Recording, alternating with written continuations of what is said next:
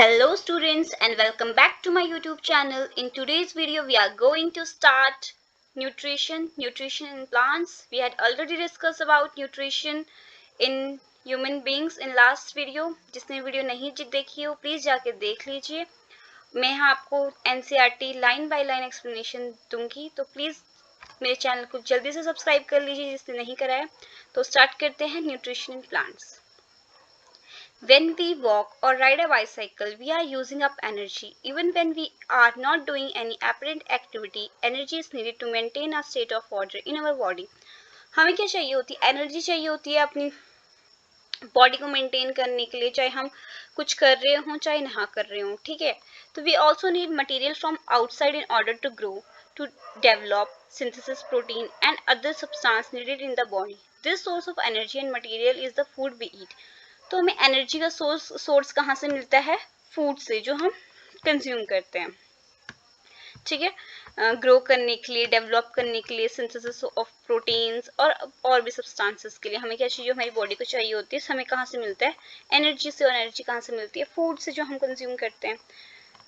How to living things get their food? Living things को उनका food कैसे मिलता है? The general requirement for energy and material is common in all organism. जो general requirement होती है, एनर्जी होती है, वो क्या होती है? सब में कॉमन होती है, but it is fulfilled in different ways. But वो फुलफिल क्या होती है? डिफरेंट वेज में होती है. Some organism use simple food material obtain from inorganic sources in the form of carbon dioxide and water. कुछ ऑर्गेनिज्म क्या करते हैं? सिंपल फूड इनटेक करते हैं. जैसे कहाँ से लेते हैं? अपना सोर्स उनका होता है इनऑर्गेनिक सोर्सेज से, in the form of carbon dioxide and water. These organisms, the autotrophs, वो कौन से organism होते हैं? Autotrophs हो गए, include green plants and some bacteria. Autotrophs क्या होते हैं? Which prepare their own food, ठीक है. Other organisms utilize complex substances. These complex substances have to be broken down into simpler ones before they can be used for upkeep and growth of the body. तो जो बाकी होते हैं, बाकी जो organism होते हैं, वो क्या करते हैं? कॉम्प्लेक्स सब्सटेंस भी लेते हैं. कुछ जो कॉम्प्लेक्स सब्सटेंस लेते हैं वो क्या करेंगे? उसको ब्रेक डाउन करेंगे पहले सिंपलर सब्सटेंसेस में, ठीक है. To achieve this organism use biocatalyst enzyme. अब उनको क्या होता है? कॉम्प्लेक्स सब्सटेंस को सिंपलर सब्सटेंस में वो ब्रेक डाउन कैसे करेंगे? With the help of biocatalyst, जिसे हम क्या बोलते हैं? एंजाइम, ठीक है. Thus the heterotroph survival depend directly or indirectly on autotrophs. तो heterotrophs कौन से होते हैं? जो क्या होते हैं? डायरेक्टली और इनडायरेक्टली इस पर डिपेंड करते हैं, ऑटोट्रॉफ्स पे. और हेटरोट्रॉफिक ऑर्गेनिज्म के एग्जांपल क्या हैं? उसमें क्या आते हैं? एनिमल्स आ गए और फंजाई आ गए. अब हम पढ़ेंगे ऑटोट्रॉफिक न्यूट्रिशन. ये ऑटोट्रॉफिक न्यूट्रिशन होता क्या है? Carbon and energy requirement of the autotrophic organisms are fulfilled by photosynthesis. Autotrophic organism की जो रिक्वायरमेंट है वो कैसे फुलफिल्ड होती है? फोटोसिंथेसिस से. फोटोसिंथेसिस तो हम बचपन से पढ़ते आ रहे हैं क्या होता है, ठीक है. तो it is a process by which autotrophs take in substance from the outside and convert them into stored form of energy. इसमें क्या करता है? वो सब्सटेंस कहाँ से लेते हैं? बाहर से लेते हैं और फिर कन्वर्ट कर देते हैं उनको और स्टोर कर के रखते हैं इन the form of energy.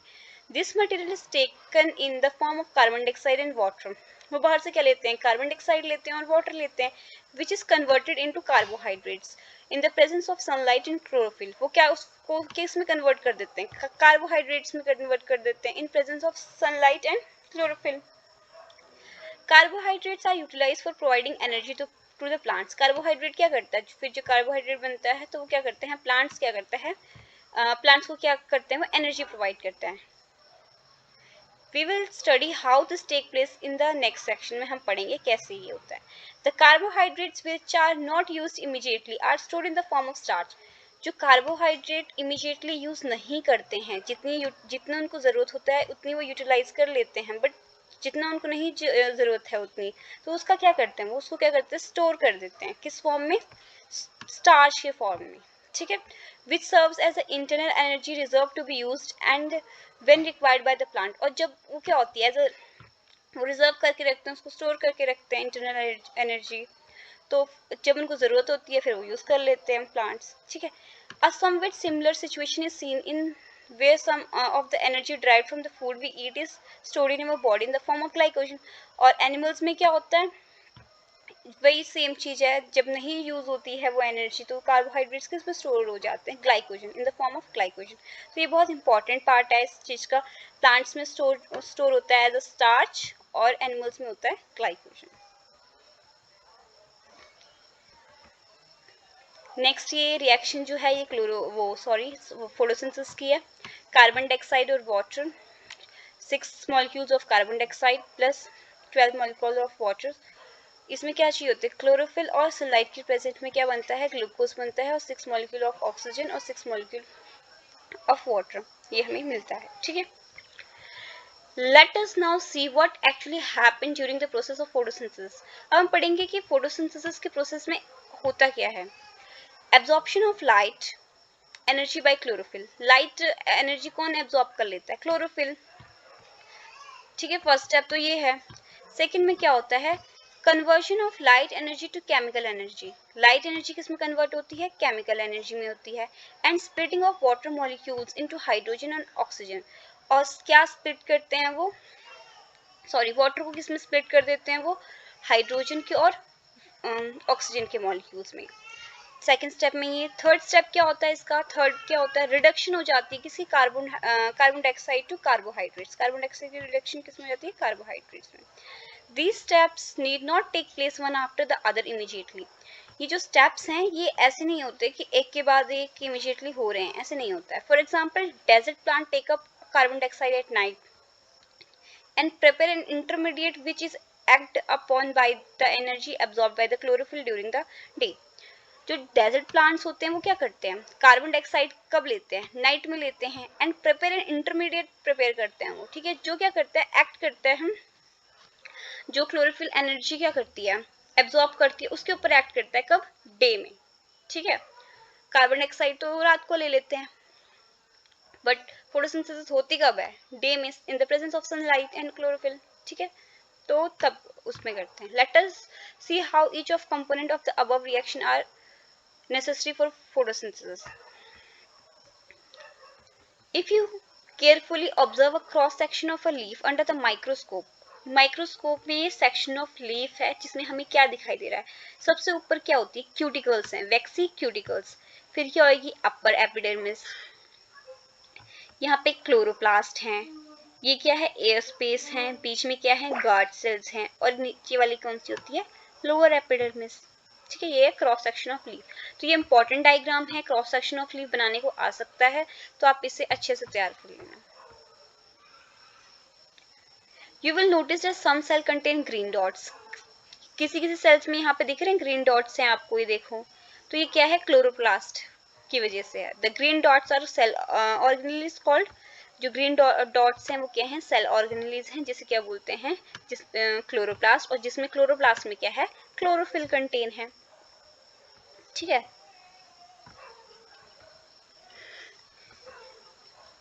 Now let us study how the plant obtains carbon dioxide. अब हम ये स्टडी करेंगे कि प्लांट कैसे कार्बन डाइऑक्साइड ऑब्टेन करता है. In class 9 we had talk about stomata. हमने 9th क्लास में पढ़ा ही है स्टोमेटा के बारे में.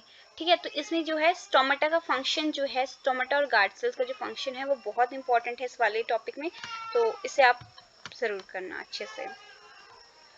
We had discussed about stomata, which are tiny pores present on the surface of leaves. Stomata होता क्या है? Stomata होता है छोटे छोटे pores जो होते हैं, जो present होते हैं leaves पे. Massive amount of gases exchange take place in the leaves through these pores for the purpose of photosynthesis. इसमें क्या होता है, इसमें क्या होती है, बहुत सारी गैसेस जो होती है, बहुत मैसिव अमाउंट में गैसेस क्या क्या होती है, एक्सचेंज होती हैं. ठीक है, for the purpose of photosynthesis के पर्पस के लिए. But it is important to note here the exchange of gases occur across the surface of stems, roots and leaves as well. ये सब में होती है, stem में भी होगी, roots में भी होगी और leaves में भी होगी. Since large amount of water can also be lost through this stomata. और बहुत सारा क्या होता है, water भी lost होता है stomata के through. The plant closes this pores when it does not need carbon dioxide for photosynthesis. तो plants क्या करते हैं, ये pores जो होते हैं क्या कर देती हैं, close कर देती हैं. ठीक है, फोटोसिंथेसिस जब उनको नहीं करनी होती है। The opening and closing of the pores is a function of a guard cells. Guard cells के फंक्शंस क्या होते हैं? ओपनिंग एंड क्लोजिंग, ठीक है। तो ओपन कब होगा गार्ड सेल्स? जब उसमें क्या होगा? वाटर फ्लो करेगा। वाटर फ्लो करेगा तो क्या होएगा? गार्ड सेल क्या हो जाएंगे? स्वेल हो जाएंगे, ठीक है। और जब क्लोज होएगा तो वाटर क्या होएगा? फ्लो आउट हो जाएगा, ठीक है, मूव फ्लो आउट। और जब ये वाटर जो होएगा फ्लो आउट हो जाएगा तो गार्ड सेल्स क्या हो जाएंगे? श्रिंक कर जाएंगे, ठीक है। The opening and closing of the pour is a function of the guard cells. The guard cell swells when water flows into them, causing the stomatal pores to open. तो इससे क्या होगा? stomatal pores क्या होंगे? Open होंगे. Similarly, the pores close if the guard cells shrink. और guard cells क्या हो जाएंगे? Close हो जाएंगे, ठीक है।